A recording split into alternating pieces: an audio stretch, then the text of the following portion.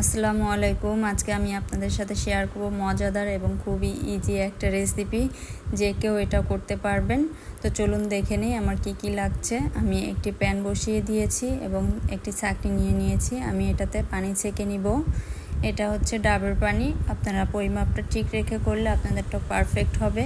আমার এখানে 2.5 কাপ পরিমাণ পানি হয়েছে। আমি একটা ডাবে 2.5 কাপ পরিমাণ পানিটাই আমি পুরোটা দিয়ে দিয়েছি।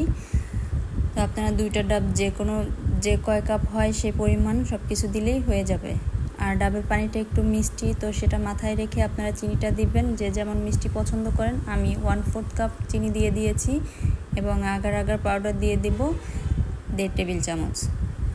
তো দিয়ে সবগুলো উপকরণ খুব ভালোভাবে মিক্স করে নিব। এটা ঠান্ডা অবস্থায় মিক্স করে নিতে হবে। পুরোপুরি মিক্স হয়ে গেলে আমি চুলাটা জ্বালিয়ে দিব এবং অপেক্ষা করব বলক আসা পর্যন্ত। এটা কিন্তু বাচ্চা এবং বড় সবাই কিন্তু খুব পছন্দ করে এবং আমি তৈরি করেছি, সবাই খেয়ে খুব বেশি প্রশংসা করেছে। আপনারা তৈরি করবেন, আপনাদেরটা কেমন হয় সেটা আমাকে জানাবেন এবং আমারটা কেমন হয়েছে সেটাও জানাবেন। ভিডিওটা ভালো লাগলে একটু শেয়ার করে দিবেন এবং লাইক করবেন, কমেন্ট করবেন আর আমার চ্যানেলটাকে সাবস্ক্রাইব করে দিয়ে আমার পাশে থাকবেন। সবাইকে অনেক অনেক ধন্যবাদ ভিডিওটা দেখার জন্য। আমার পুডিংয়ের পানিটা রেডি। আমি এখন এটাকে সাজিয়ে নিব। আমি ডাবের ভিতরে যে শাঁসটা ছিল ওটাকে আমি কিউব করে কেটে নিয়েছি। আপনারা আপনাদের পছন্দ মতো ডিজাইন করে কেটে দিতে পারেন, যার যেমনটা পছন্দ। আমি কিউব করে নিয়েছি। আমি এটাকে সুন্দর করে সাজিয়ে দিচ্ছি।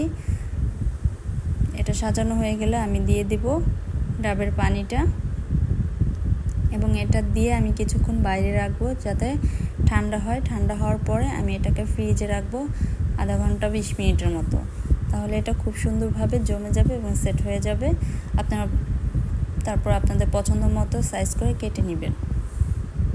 দেখুন আমার পুডিংটা কিন্তু খুব সুন্দর পারফেক্টভাবে জমেছে এবং খেতেও কিন্তু খুবই মজাদার হয়েছে। এটা কিন্তু ভেঙে যায়নি বা পুরোপুরি পারফেক্ট হয়েছে। আমি যেমনটা চেয়েছিলাম ঠিক ওই রকমই হয়েছে। দেখুন এটা কিন্তু খুবই মজা হয়েছে।